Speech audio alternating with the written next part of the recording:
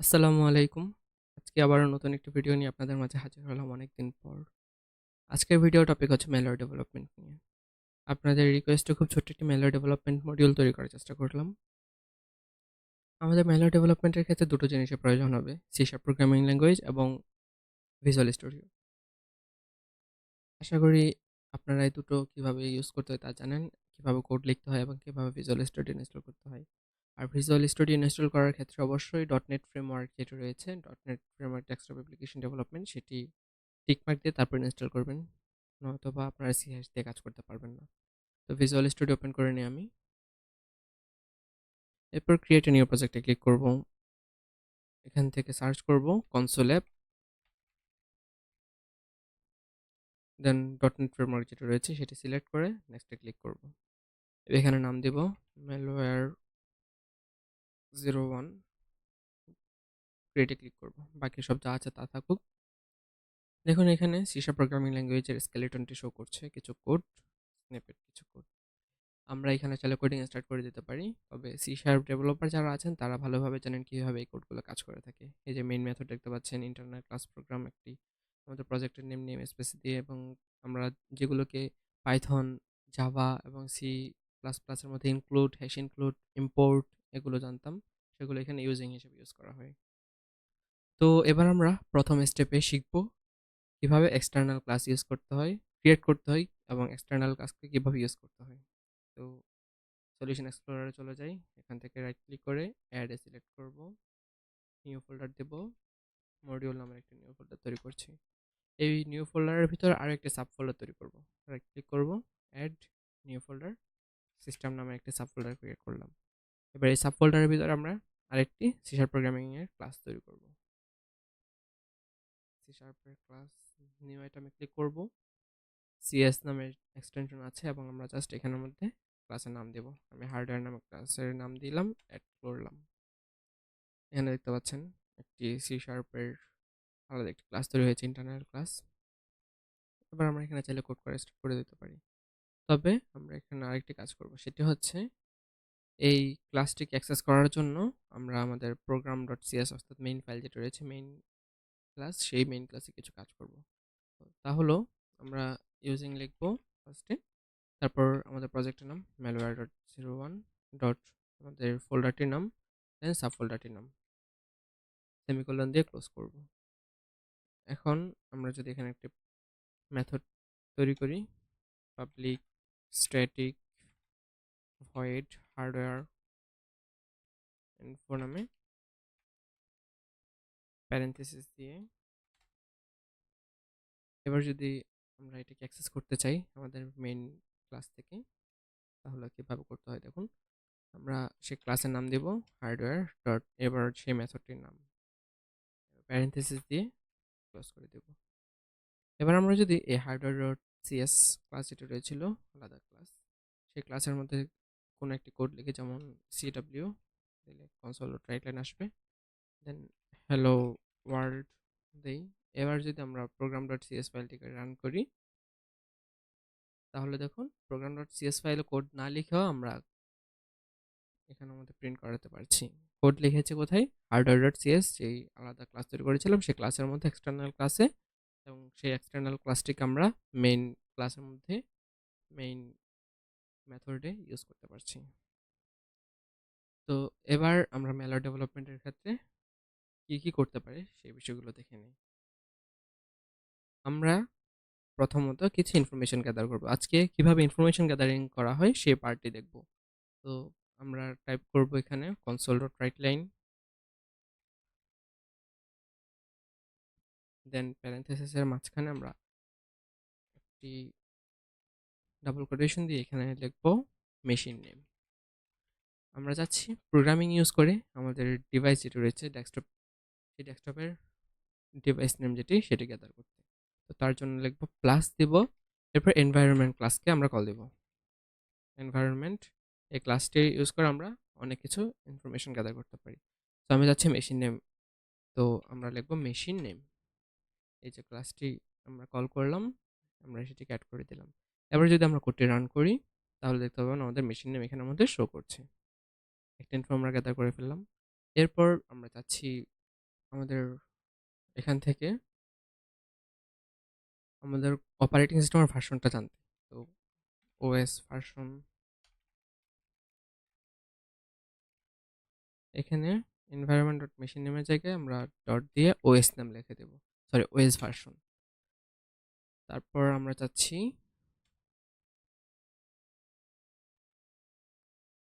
আমাদের user name gather করতে, user name plus environment dot user name. এবার চাচ্ছি ইউজার ডোমেইন নেম গ্যাদার করতে, তো ইউজার ডোমেইন নেম এবং ইউজার নেম দুটোটাই সেম। তো আমরা এখানে লিখবো ইউজার ডোমেইন নেম। এবার আমরা চাচ্ছি সিস্টেম ডিরেক্টরি গ্যাদার করতে, তো আমরা যদি এখানে দিই সিস্টেম ডিরেক্টরি, এখানে ডট সিস্টেম ডিরেক্টরি, এই কয়েকটা ইনফো আমরা গ্যাদার করার জন্য কোডগুলো লিখলাম। এবার যদি রান করি তাহলে দেখুন আমাদের ওএস ভার্সন শো করছে, মাইক্রোসফট উইন্ডোজ এনটি, তারপর ইউজার নেম রাহাত। এগুলো কিন্তু একদম অরিজিনাল যে ইনফরমেশনগুলো সেগুলো। তারপর ডোমেইন নেম, সিস্টেম ডিরেক্টরি, আমাদের সিস্টেম ডিরেক্টরি তো উইন্ডোজ ডিরেক্টরির মধ্যে থাকে স্বাভাবিক, উইন্ডোজ 30, তারপর সিস্টেম 32। তো এই ইনফোগুলো আমরা গ্যাদার করতে পারলাম। এবার আর ক্রিটিক্যাল কিছু ইনফরমেশন আছে, সেগুলো কিভাবে গ্যাদার করতে হয় তা দেখে নিই। তো আমরা এবার চাচ্ছি অপারেটিং সিস্টেমের কিছু ইনফরমেশন গ্যাদার করতে। তো আমরা লিখবো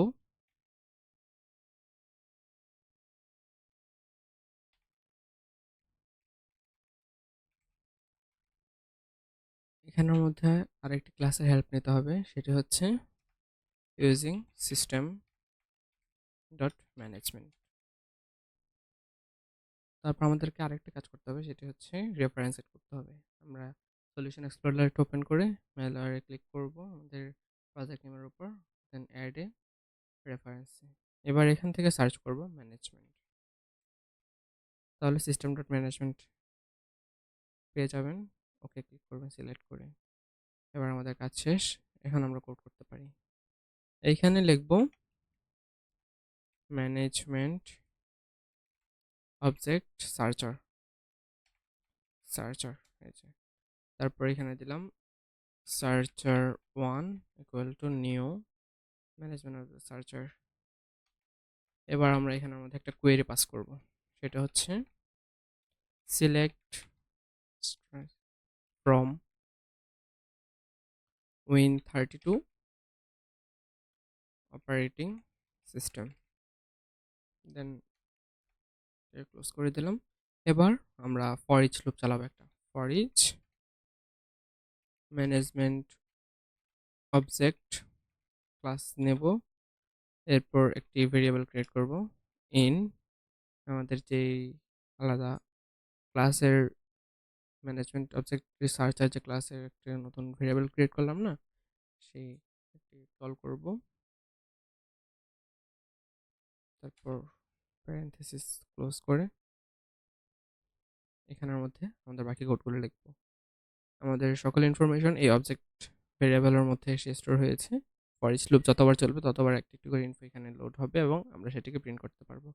সো এবার যদি আমরা টাইপ করি সিডাব্লিউ অর্থাৎ কন্ট্রোল ডট রাইট লাইন, দেন আমরা চাচ্ছি অপারেটিং সিস্টেমের নাম কি সেটা জানতে। তো লিখবো অপারেটিং সিস্টেম নেম, দেন প্লাস দিব। এবার অবজেক্ট অ্যাজ এ অ্যারে হিসেবে আমরা এটিকে ইউজ করছি, তো এখানে নাম লিখবো নেম। এবার যদি আমরা এটিকে রান করি তাহলে দেখুন কি শো করছে, মাইক্রোসফট উইন্ডোজ 10 প্রো, এবং কোথায়, পার্টিশন 3তে, হার্ড ডিস্ক 1 এর পার্টিশন 3তে। এবার আমরা চাচ্ছি console dot write line CW OS version plus object,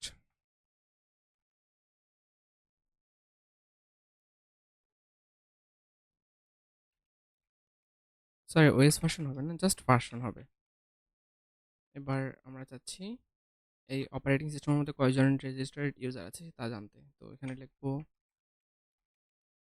registered users, এখানেও সেম জিনিস লিখবো রেজিস্টার্ড ইউজার। আর যদি রান করে দেখি, এখানে একটি এরর দেখাচ্ছে, রেজিস্টার্ড ইউজার্স হবে হয়তো।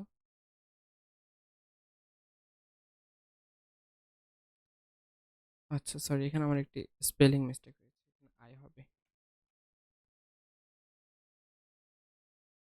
এবার যদি রান করি, বুঝলাম না কি। এবার আমরা চাচ্ছি কয়জন রেজিস্টার্ড ইউজার এই অপারেটিং সিস্টেমের মধ্যে আছে তা জানতে। তো টাইপ করব console dot write line registered users, then plus icon, object, তারপর এখানে অবজেক্ট টাইপ কি দেব, রেজিস্টার্ড ইউজার। এবার যদি রান করি, তাহলে দেখুন রেজিস্টার্ড ইউজার হচ্ছে রাহাত এবং অপারেটিং সিস্টেমের ভার্সন শো করছে। এবার আমরা যদি চাচ্ছি এখানের মধ্যে লাস্ট ইনস্টল ডেট কখন সেটি,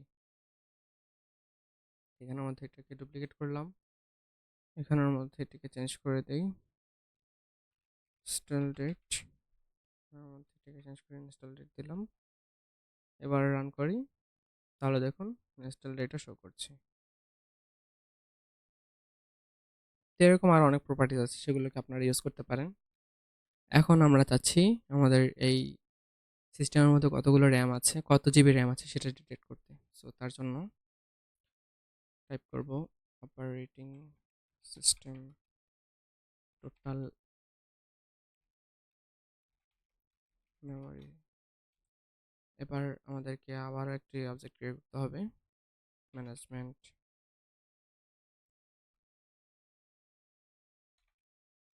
management object searcher searcher two equal to new management object searcher, প্যারেন্থেসিসের মধ্যে আমাদের কোয়েরি পাস করতে হবে from Win32 total Win32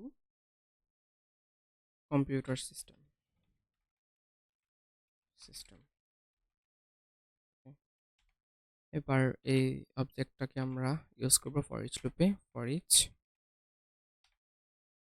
management object searcher two dot get, then console dot write line.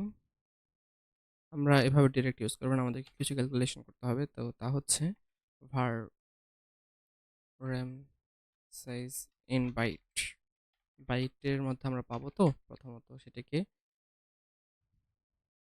Convert করে নেব ডাবলে, convert to double, দেন এখানে object, এরপর total memory, এই প্রপার্টিসটি ইউজ করব। এখন যদি আমরা কনসোল ডট রাইট লাইনে এই র্যাম সাইজ ইন বাইট এটিকে চেক করতে চাই, তাহলে দেখুন এটি বাইট ফরম্যাটে এসেছে, কিন্তু অনেক বড় সাইজ। কিন্তু আমাদের র্যাম তো আসলে অ্যাকচুয়ালি এরকম না, তাই না? তো আমরা এটিকে কিছু ক্যালকুলেশনের মাধ্যমে সলভ করব। এবার var ram size equal to RAM size in byte সাইজের একটা ক্যালকুলেশন আছে, আমরা ম্যাথ ডট পো এটি ইউজ করব 1024/3। এবার আবারও var ফাইনাল র্যাম সাইজ, আমরা যে বাইট ফরম্যাটে পেয়েছি না সেটিকে এই র্যাম সাইজ দিয়ে ডিভাইডেড করব, RAM size byte divided by RAM size. এবার কনসোল ডট রাইট লাইন, এবার আমরা টাইপ করব math round final RAM size, এখানের মধ্যে এটিকে 2 দেব, সরি সমস্যা হচ্ছে 2। এবার যদি আমরা এটিকে রান করি, আচ্ছা সরি সরি একটি জিনিস ভুল হয়েছে, র্যাম প্লাস দেব এখানে একটা জিনিস ভুল হচ্ছে, সরি।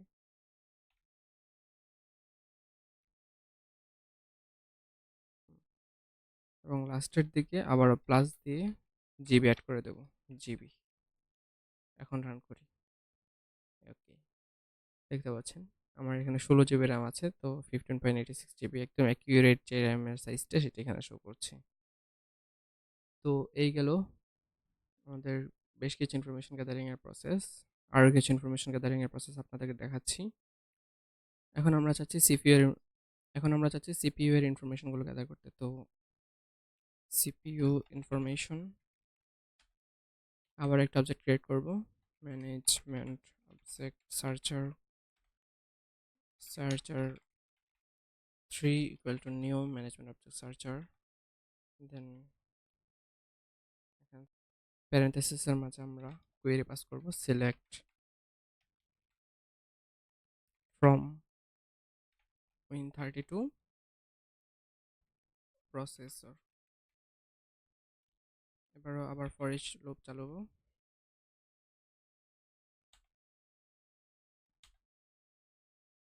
এখানের মধ্যে CW CPU name plus object, এখানে দেব নেম, এরপর কোর্স, কয়টি কোর আছে সেটা দেখতাম, নাম্বার অফ কোর, তারপর থ্রেডস, এখানের মধ্যে দেব থ্রেডস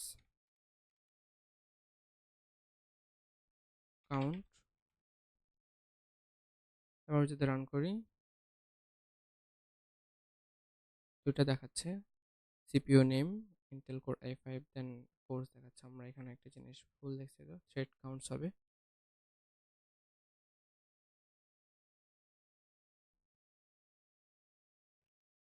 এবার দেখি, ভুল দেখাচ্ছে কোনো কারণে, এখানে এসটা রিমুভ করে দিই। জি, এবার ঠিক করে কাজ করেছে। এই যে সিপিইউ কোর থ্রেড শো করছে, সিপিইউ নাম শো করছে। এবার আমরা জিপিইউ ইনফরমেশন দেখি, সেম, আবারও সেম প্রসেস। কপি করে এটিকে সার্চার 4 দিই, এখানে চেঞ্জ করব 4 দেব, Win32 এখানে চেঞ্জ করব Win32 ভিডিও কন্ট্রোলার। এখানে নেম, নাম্বার অফ কোর্সের জায়গায় আমরা অন্যান্য প্রপার্টি সেট করতে পারি।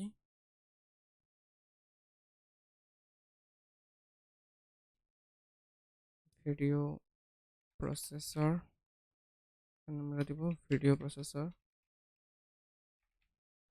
তারপর ভার্সন, ড্রাইভার ভার্সন, এখানেও ড্রাইভার ভার্সন দেব। এবার যদি রান করি তাহলে কি আসে দেখি। জি, সবকিছুই সুন্দরভাবে দেখাচ্ছে, ইন্টেল ইউএসডি গ্রাফিক্স ফ্যামিলি, তারপর ড্রাইভার ভার্সন সবকিছু। তো এরকমভাবে আরও অনেক প্রপার্টিজ আছে, সেগুলো ইউজ করতে পারেন। তো নেক্সট পর্বে আরও কিছু ইন্টারেস্টিং জিনিস দেখবো আমরা। আজকে ভিডিওটি এ পর্যন্ত রাখি। ভালো থাকবেন, সুস্থ থাকবেন। আসসালামু আলাইকুম।